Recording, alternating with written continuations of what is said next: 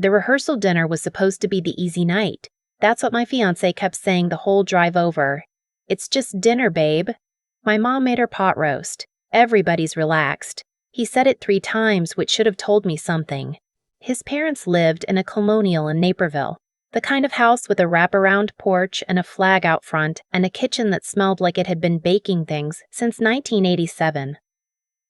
I had been there maybe a dozen times in the 2 years we'd been together. His mother always hugged me a little too firmly, the kind of hug that's also a measuring. His father shook my hand and said things like, "You're good people," in a way that felt like a verdict being handed down. I had met my fiancé at a licensing exam prep course for civil engineers. We were both in the back row, both exhausted, both highlighting the same wrong passages. He asked me to study with him. 6 months later, I had passed the PE exam and fallen completely in love with him. I was 29. I had my own apartment in Wicker Park, a job I'd fought hard for at a mid-size infrastructure firm, and a savings account that I had been feeding carefully since my first paycheck out of college. I was not naive about money. I had spreadsheets the way other people have hobbies. We got engaged in October, at the restaurant where we'd had our first actual date. He got down on one knee, and the table next to us started clapping before I even answered. I said yes. I meant it completely. The rehearsal dinner was the Friday before our November wedding. 40 people. His family's house. His mother had insisted on hosting it herself, which I thought was generous. I wore a cream blouse and the pearl earrings my own mother had given me when I graduated college. I wanted to look like I fit. The table was long and loud and warm. His cousins were funny. His dad kept refilling glasses. For the first hour, I actually believed the easy night version of the story. Then his aunt, his father's sister, a woman named Loretta who sold real estate in the western suburbs and had opinions about everything, stood up with her wine glass. She said she just wanted to say a few words about family. The room settled. His aunt had a big personality, the gravitational kind, and when she spoke, people listened whether they wanted to or not. She said she was so glad the family was growing. She said my fiancé had always deserved someone who understood what it meant to be part of a family like theirs. She said the women in their family were the backbone, the ones who held everything together through the seasons, and she looked forward to seeing me step into that role. I smiled. I was still in the generous interpretation phase. Then she got specific. She said his mother had always managed the household accounts for both the family home and the rental property his parents owned in Joliet. She said it was a natural thing, as I was settling in, for me to start learning those systems. Take some of the weight off. She mentioned his grandmother's health, gently, and how someone would need to be coordinating her medical appointments going forward, keeping the family calendar, being the central point of contact. She said, "We're just so relieved he found someone capable." The word landed wrong. Capable, like I had applied for something. I looked at my fiancé. He was looking at his plate. His ears were red. His aunt raised her glass to the newest member of our family. "We can't wait to have you fully with us." People drank.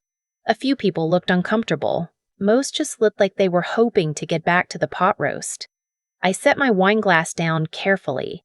I said, "Loretta, thank you." That was very detailed. I kept my voice the same temperature I use in project meetings, when a contractor has said something I need to address without starting a war. "I do have a question, though." She smiled, expecting a thank you. "The things you mentioned, the household accounts, the property in Joliet, coordinating his grandmother's care, the family calendar, are those things his mother is currently doing alone, or are there other family members sharing that work?" A small silence opened up around the table. "It's just how it's always been done," his aunt said. "The women in our family, I understand," I said. "My second question is for my fiancé." I looked at him then. He finally looked up. "In this structure your aunt is describing, what will your specific responsibilities be? The ones that are yours, that you're committing to, that make us partners rather than employer and employee." The silence got larger. His aunt laughed, a tight little sound. "Oh, she's funny. I'm genuinely asking," I said. My fiancé opened his mouth. He said, "Babe, she's just excited." This is just family stuff. Can we talk about this later? Can we talk about this later is a sentence that has ended more women's negotiations than any actual argument. It means, be smaller right now, in front of everyone. It means, your discomfort is inconvenient for me. I heard it for exactly what it was. I folded my napkin. I placed it next to my plate. I said, of course. Excuse me for a moment. I walked to the bathroom, which was off the hallway near the front door, and I stood over the sink and ran cold water over my wrists the way my mother taught me when I was little and needed to calm down fast. I looked at myself in the mirror, the pearl earrings, the cream blouse. I had a thought so clear it felt like it had been there all along, waiting. What do I actually know about the finances? Because here was the thing. We had been planning to buy a house. We had been looking in Oak Park, in the school district his parents kept mentioning, near the neighborhood where his cousin lived. I had been the one with the down payment. I had saved $95,000 over 6 years of working and not taking vacations and making my own coffee every single morning. He had $18,000, a combination of a small inheritance from his grandfather and some savings from the last 2 years. We had toured houses. We had gotten pre-approved together. His father knew a real estate attorney who was handling the purchase. I had signed things. I had signed them quickly, trusting the process, trusting him. I stood in his parents' bathroom and felt, for the first time, genuinely unsure what I had signed. I took out my phone. I texted my best friend from college. She was a paralegal at a family law firm downtown, not an attorney herself, but someone who would know who to call. I typed, I need to talk to a real estate lawyer first thing Monday. Something feels wrong. Can you get me a name?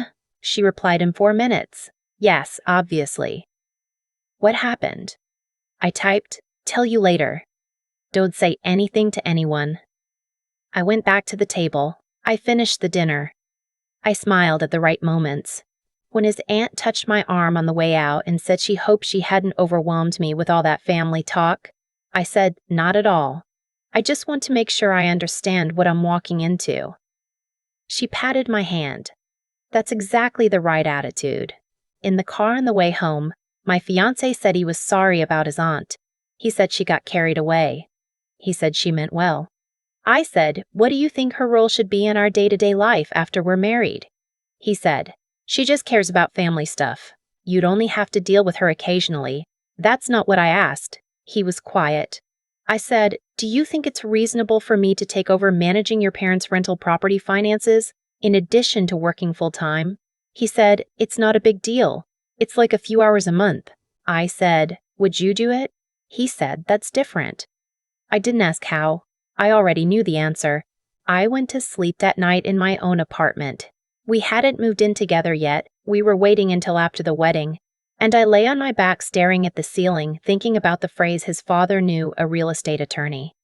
I thought about how quickly that closing had moved, how the attorney had talked fast, how I had been so focused on the number, on the culmination of 6 years of careful choices, that I had not slowed down the way I would have slowed down at work.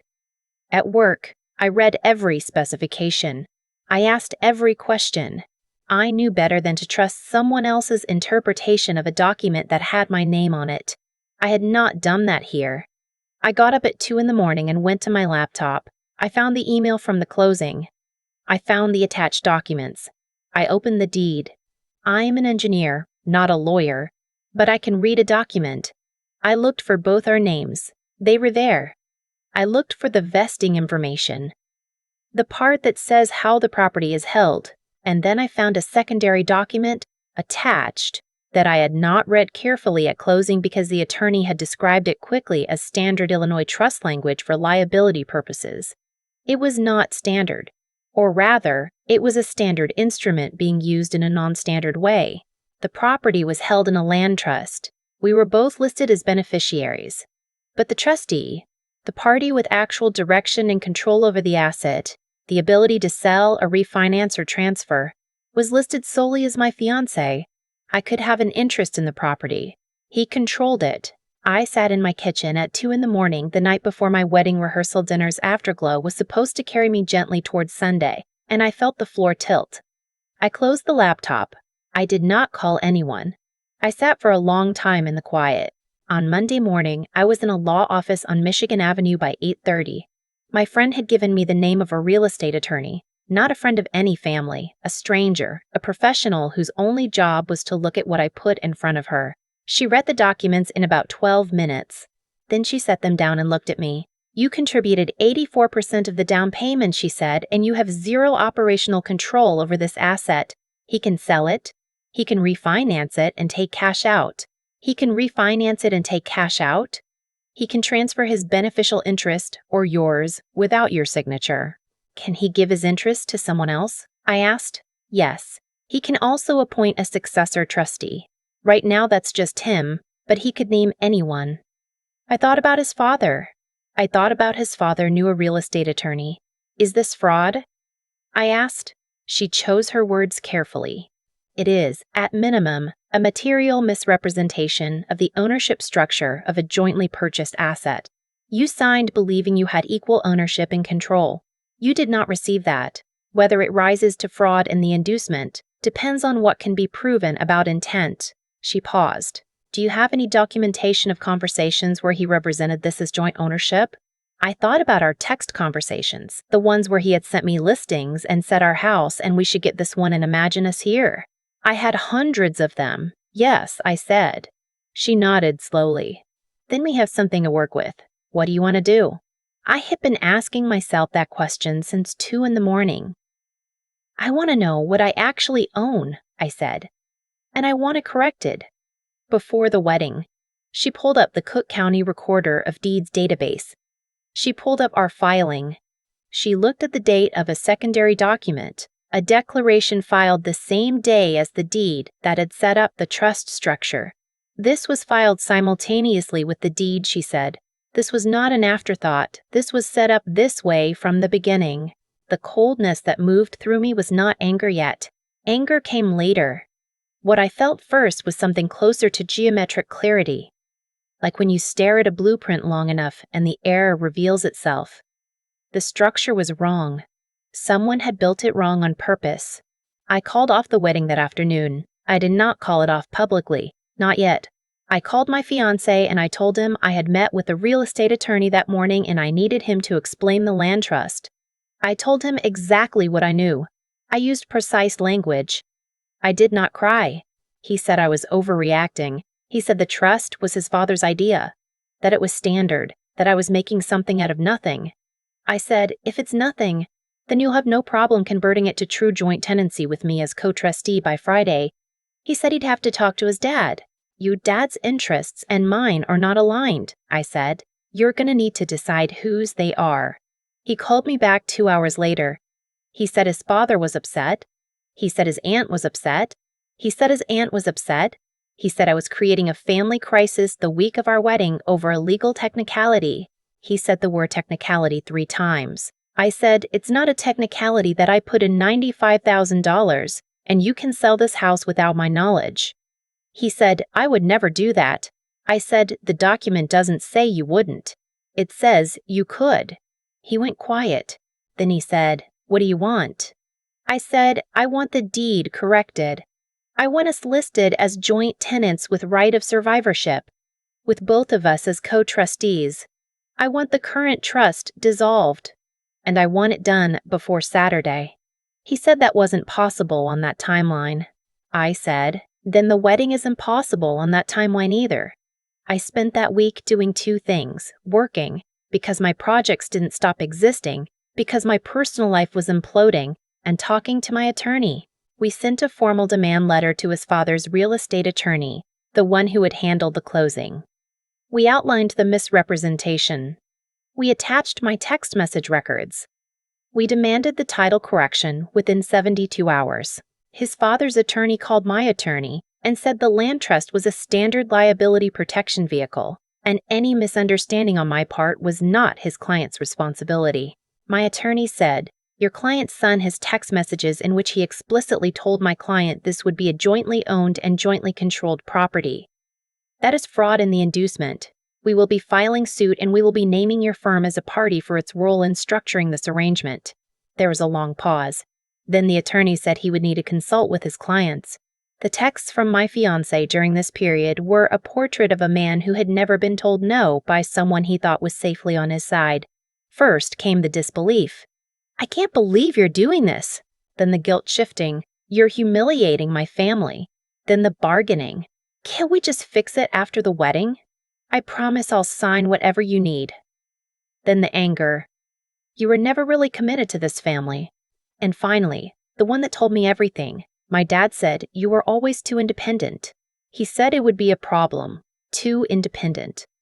As if the $95,000 had been a personality flaw. On Thursday, 4 days before the wedding was supposed to happen, his aunt called me directly. She had gotten my number from somewhere. From him, I assumed. She said she thought we needed to talk, woman to woman, without lawyers involved.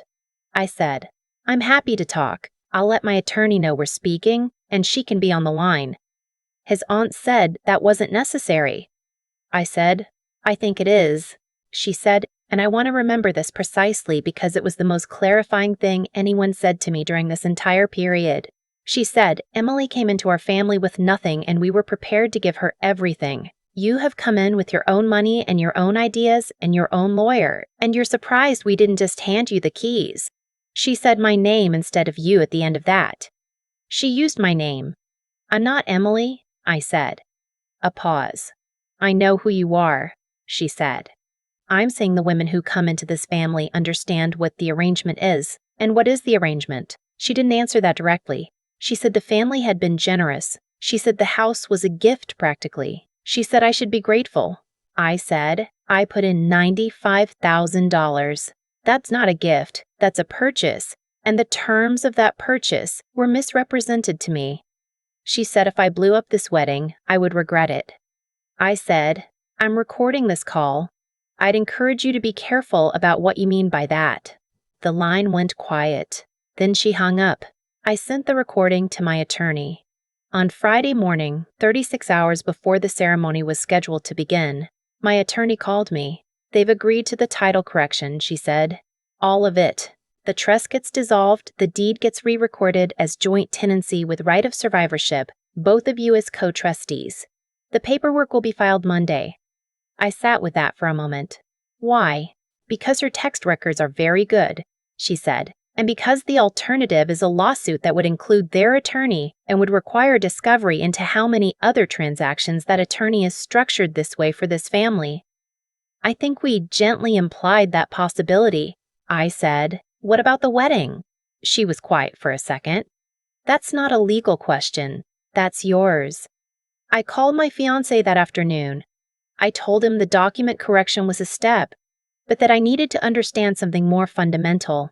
I asked him directly, had he known about the trust structure when we signed? He said he hadn't understood all the details. I said, that's not what I asked. A long pause. My dad said it was to protect the asset. In case things didn't work out. In case things didn't work out. In case things didn't work out. In case things didn't work out. I repeated, before we got married, your father set up a structure that gave you all control over my money. In case things didn't work out. He said his dad was just being practical. I asked him if he had known. Another long pause. I knew it wasn't standard joint ownership, he said finally. I thought it would get fixed after. I thought once we were married, it wouldn't matter. I had built bridges. I knew what happened when you built on a compromised foundation. You didn't fix it later. You tore it down and started over, or eventually it failed under load. I told him I needed time. He asked how much time. I said I didn't know yet. I didn't go to the venue that Saturday. My maid of honor, my cousin, who had been there for me through every hard thing since we were teenagers, sharing a room at our grandmother's house, drove me to her place in Evanston instead. We sat on her back porch with blankets and coffee, and she did not ask me to explain more than I wanted to explain. She just sat with me. My phone had 31 missed calls by Sunday night. His aunt, his mother, his father. Numbers. I didn't recognize that I assumed were relatives. My fiancé called 11 times and sent a final text at 11:15 that night. I know I got this wrong. I don't know how to fix it. I'm sorry, I didn't respond. not because I was being cruel, but because I genuinely did not know what the right response was. And I learned recently that when you don't know what to say, saying nothing is usually better than saying the wrong thing quickly. On Monday, I went to work. I had a project deadline. The Metro Bridge retrofit I'd been leading for 8 months needed my revised load calculations reviewed. I sat at my desk and did the work, and the numbers were clean and correct, and I felt, briefly, like myself. My attorney called in the afternoon. The deed had been re-recorded. She sent me the filing confirmation. I looked at it on my screen. Both our names, joint tenants with right of survivorship, co-trustees, and I felt something that was not happiness exactly, but was close to resolution. A structural problem had been corrected. The foundation, at least on paper, was now sound. Whether I wanted to build anything on it was a different question. I asked for the property to be listed. Not because I was certain about everything else, because I was certain about that. I had bought into something without fully understanding the terms, and even now that the terms were corrected, the act of buying had been compromised. I couldn't look at that house the same way. I didn't want to try to. We split the sale proceeds proportionally. My $95,000 back, plus my share of the 4 months of modest appreciation, his $18,000 back, plus his share. The math was simple once the ownership structure was honest. My fiancé and I had a final conversation in a coffee shop in November, 6 weeks after the wedding was supposed to happen. He came alone. He looked like he hadn't been sleeping well. He said he was sorry. He said it like he meant it, without the defensiveness, without any of the family framing around it. Just, I got this wrong. I let my father make decisions about our life that should have been ours to make.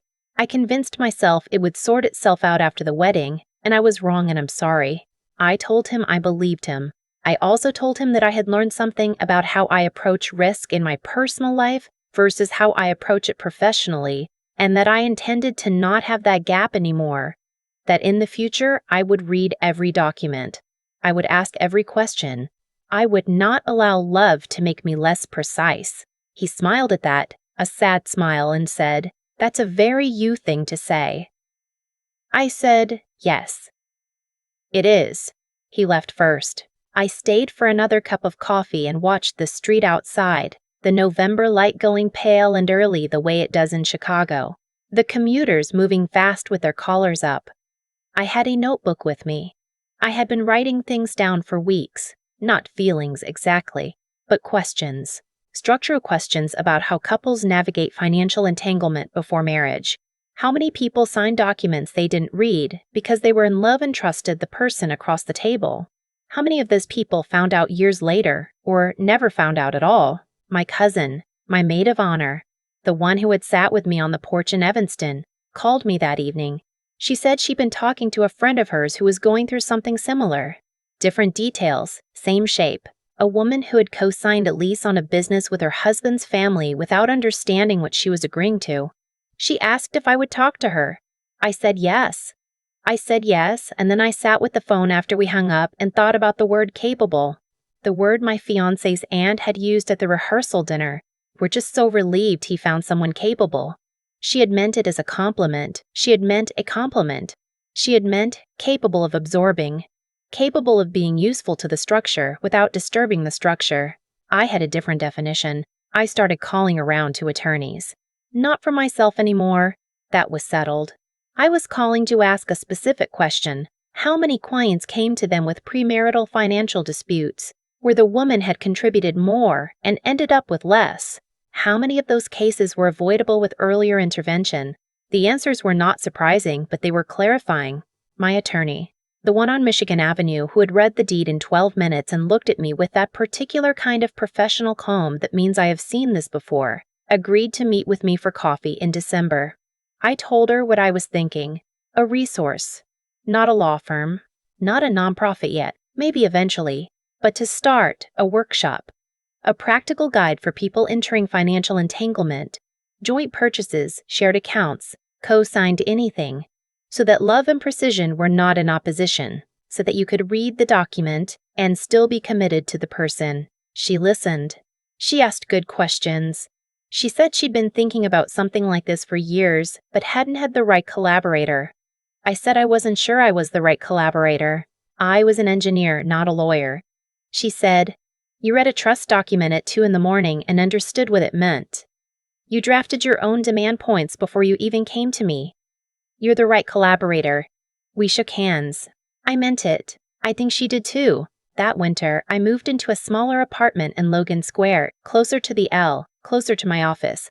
I painted the kitchen a color called yarrow yellow that was maybe too bright but felt right. I had my cousin over for dinner and she brought her friend, the one with the business cosign problem, and we sat at my kitchen table for 3 hours. And I learned that her situation was messier than mine in some ways and cleaner in others. And by the end of the night, I had filled half a legal pad with notes. My ex-fiancé sent one last message in January. He had moved back in with his parents temporarily while he sorted out his finances. He said he hoped I was doing well. He said his father still didn't understand why I had walked away from a good thing. He said he was starting to understand the difference between what his family called a good thing and what an actual good thing was, and that it was taking some time. I replied, "I hope it's useful time." I meant it. Not as a wound, just as a true thing. The workshop pilot ran in February at a library branch in Tilson. 11 people showed up. 9 of them were women. 7 of them had stories that rhymed with mine in one way or another. Different details, same architecture of assumption, same gap between what they were told and what the documents actually said. My attorney led the legal portion. I led the part I was calling Ask Before You Sign, which was less about law and more about the specific skill of slowing down inside an emotionally charged moment and asking the uncomfortable question anyway. At the end, a woman in her mid-30s raised her hand. She said she had a closing in 3 weeks on a house she and her boyfriend were buying together. She said she had been meaning to read the documents more carefully, but kept not getting around to it. I said, "Read them tonight. Read them out loud if you have to. Ask about every line you don't understand. Your love is not at risk from your questions. If it is, that is information you need." She nodded. She looked a little shaken and also a little relieved. I knew that feeling exactly. Outside on the walk back to the L, my attorney said the pilot had gone better than either of us expected. She said she'd been approached by 2 people who wanted to volunteer. She said she thought we should think about making it a standing monthly thing. I looked up at the February sky, the deep Chicago cold that I had lived inside my whole life, that was just the air here, that I had never once considered leaving. I said yes.